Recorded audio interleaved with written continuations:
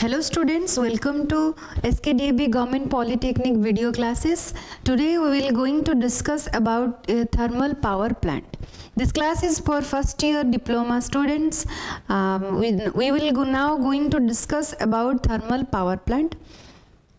First of all, we will discuss what are the criteria for establishing a thermal power plant.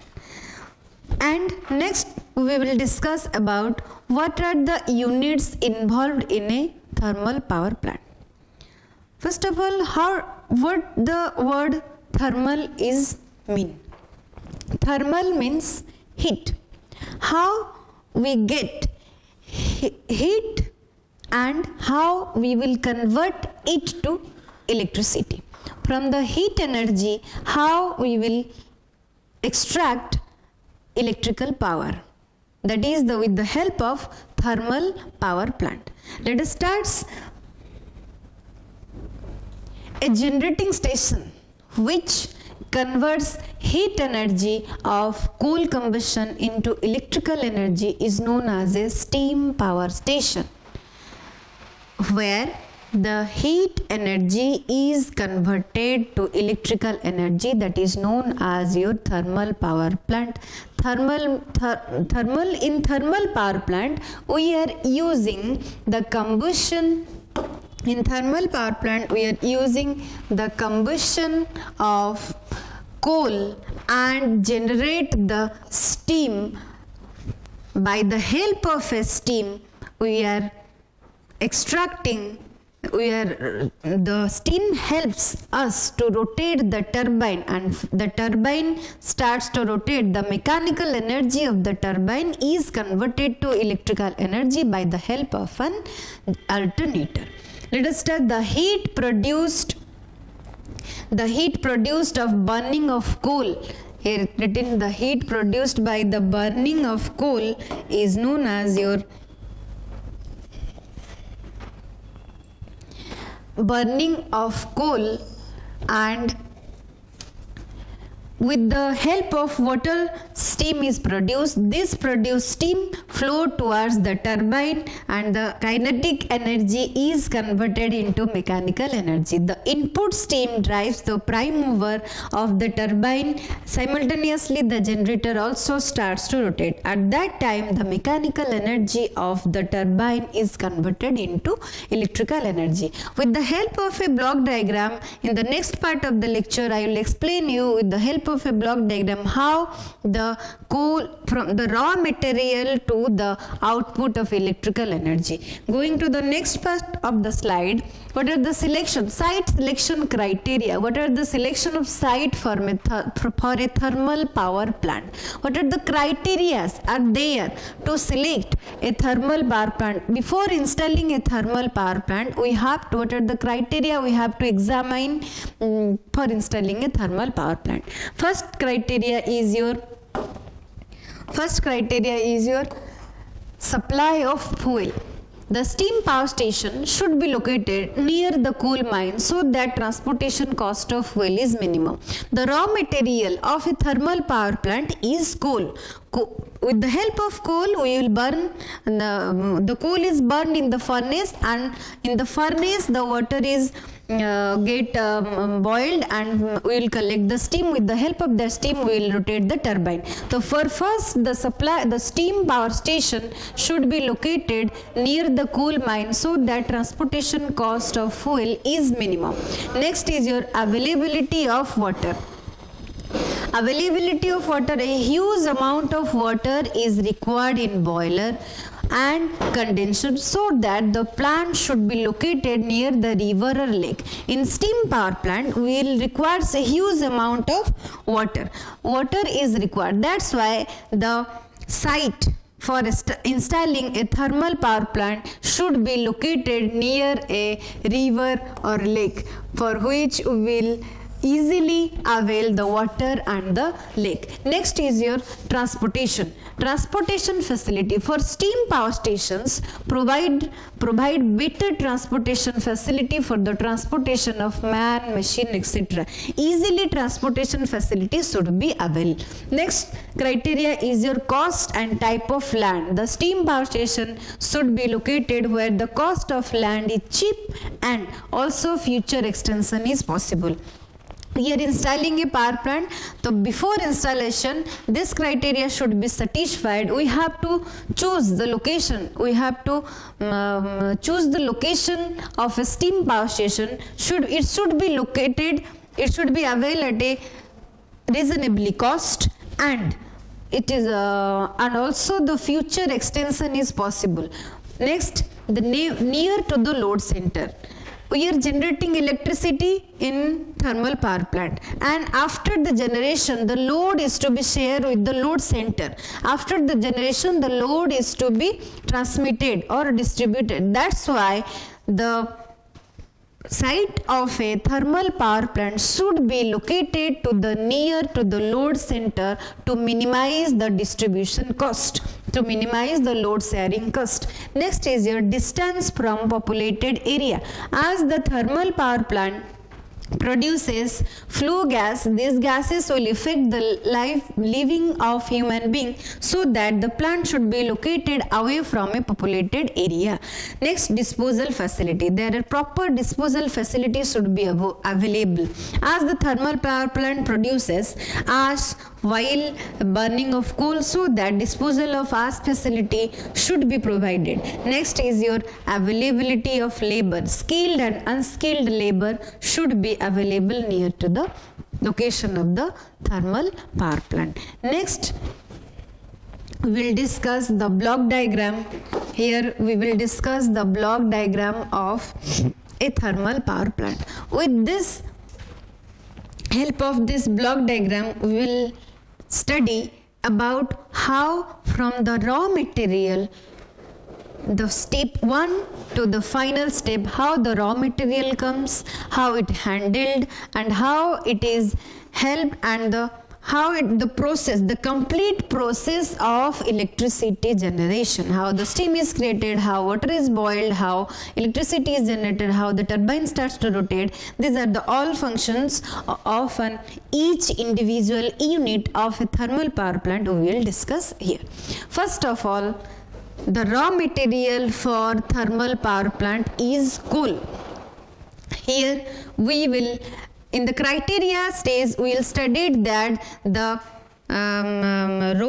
coal or the raw material should be, the thermal power plant should be located nearest the coal mines area, because the raw material available for this power plant is coal. The first of all, we will collect the coal by the transportation facility. We will reach the coal storage plant of the, here we will reach the coal storage plant. Here you can see this is the coal storage plant. We will collect the coal and store in the coal storage plant. Next, after storing the coal, we will move it to coal handling plant. In coal handling plant, we will get coal to come into proper shape, either in pulverized form, either in powdered form, either in small stones or pieces. We will give the coal in required sizes. Then only we will feed the coal to the boiler. We will feed the coal to the boiler. In the boiler, the furnace is inbuilt. Here I am not showing the furnace, but when we will feed the coal to the boiler, the furnace starts to burn, and with the help of the burner we will starts to ignite the burn the coal. When the coal starts to burn, it gives heat to the water, and with using this heat we will boil the water. Next, after the coal burns, the residue remains in the, that is called your ash. That ash is sent back to the, fed back to the ash handling plant. after burning of coal, the left residue remains is called ash. The ash is fed back to the ash handling plant. Next, the ash handling plant is gives the take the ash to the ash storage area, and it next step is whether they may send it to ash handling plants or fly bricks. Today nowadays there are many products are manufactured using fly ash. Next, by this session is over. Next, going to the next session. After here you can see here is the boiler. This is the boiler. Its works is to be boil the water. Next, how water comes to the boiler, then only the boiler starts to water boil. We will collect water from river. Here from river the water is collected. Here after collecting the water treatment is done in water treatment chamber. Then after from the chamber the water is fed to the water fed heater. Here the temperature of the water rise in a certain amount. Then through this path only the water comes to the economizer. From the economizer the water comes to the boiler. Function of economizer is to economize the process, to fasten the process, to lessen the cost of the production of the plant. The function of economizer is it preheat the water.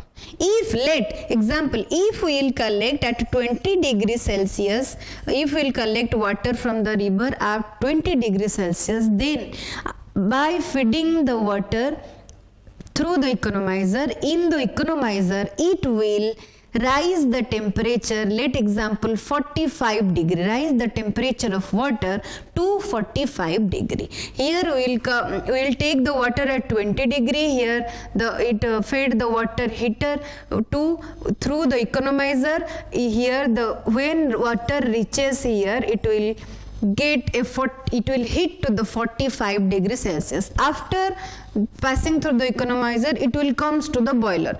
In boiler, it will starts. We know the boiling point of water is 100 degrees Celsius, so it economize the process of boiling the water.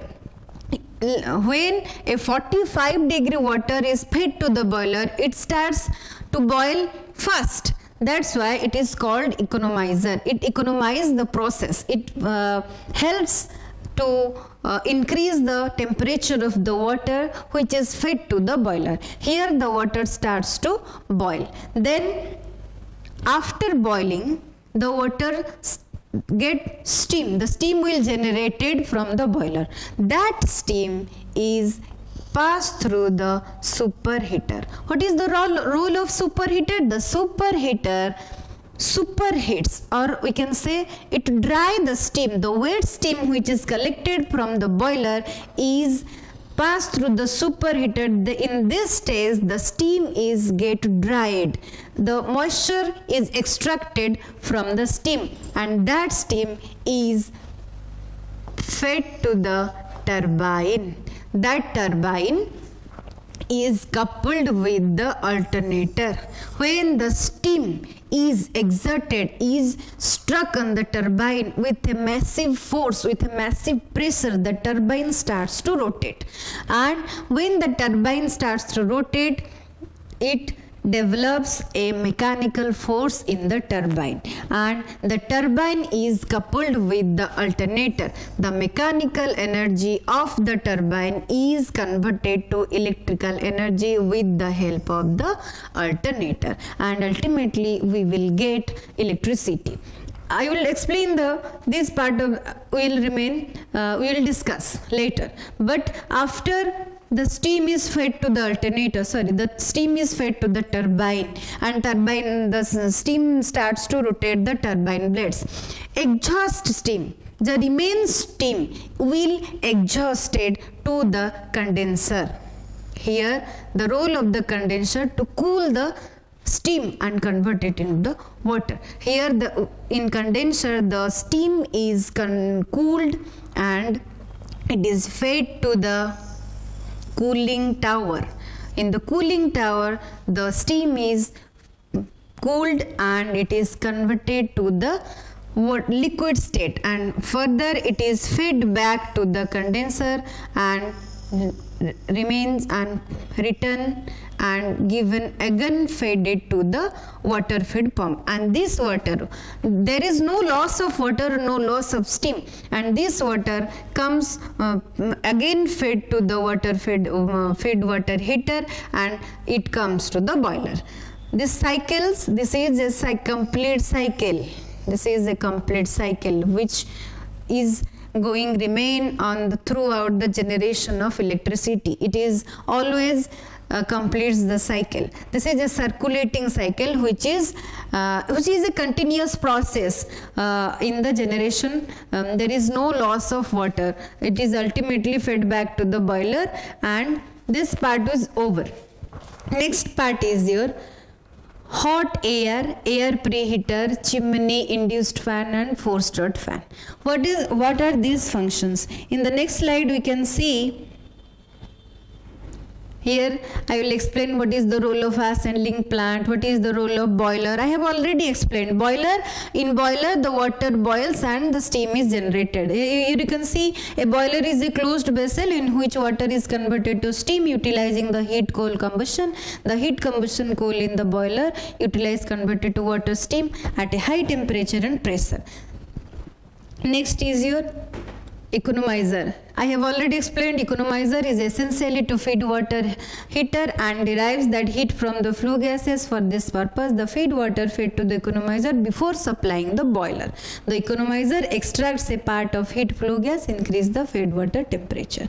Feed water, going to the block diagram, here you can see here the flue gas. From the boiler, after burning the coal, the ash is collected by the ash handling plant, but there is gas also generated by the burning of coal. That gas we called flue gas. We called it flue gas.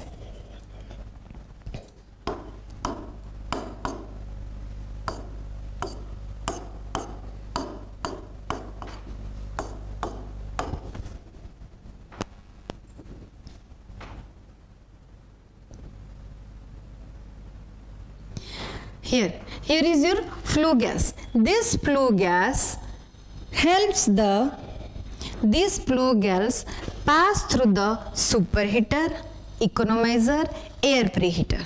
This is also a cycle which is continuously done. This flue gas with a heat which will pass through the superheater and gives the heat is utilized here. In the economizer also the heat of the gas is utilized, and in air preheater it is also utilized. Draught fan role. What is the role of forced draught fan? Draught fan extracts the heat, or we can say extracts the oxygen from the environment, from the atmosphere, and we all know oxygen helps in burning. That's why how in the boiler the burning takes place. There is fuel, but there are three things required for the burning of something. That one is fuel, another is oxygen, another is source, ignition source. Then we will collect the ignition source, we will collect the oxygen through the draught fan with the help of the draught fan and passing it. There is an air preheater. The air comes from the atmosphere through the draught fan. We will heat it here with the help of an air preheater, and that hot air comes to here. That is your boiler. And in the boiler, that hot air helps the coal to burn and water to boil. That is the function of a draught fan and air preheater. What is the function of chimney? Chimney. The flue gases will pass through the air preheater, economizer, superheater, and pass through the induced draught fan, and it will extract to the atmosphere, it will expose to the atmosphere with the help of chimney. Chimneys are normally made up of very more height because the flue gases is harmful for the, is the cause of the pollution and harmful for the population near the living areas. That's why we will emit the gases at a very high height through the chimney. This is all about your thermal power plant working. How from the coal storage plant, how the electricity is generated, I have already explained, and each individual unit function also I have already explained. Next, going to the advantages and disadvantages of the thermal power plant. What are the advantages? The fuel used in quite cheap. The fuel, which is, we can know, coal. The coal is used as fuel in case of thermal power plant, is very cheap. It easily available. Less initial cost as compared to the other generating stations. Its installation initial cost is very less. It can be installed at any place. The coal can be transported by rail or roadways. We can install it anywhere, and if the nearest area is not surplus with coal or the raw material, we can transport it by railways or roadways. It requires less space as compared to hydroelectric power stations. Next is disadvantages. It pollutes atmosphere due to smokes and fumes. We all know thermal power plants as a major source of environmental pollution. That's why it is the disadvantages of thermal power plant. Running cost is higher than the hydro power plant. It is all about your thermal power stations. With this, I am concluding this class. Thank you all.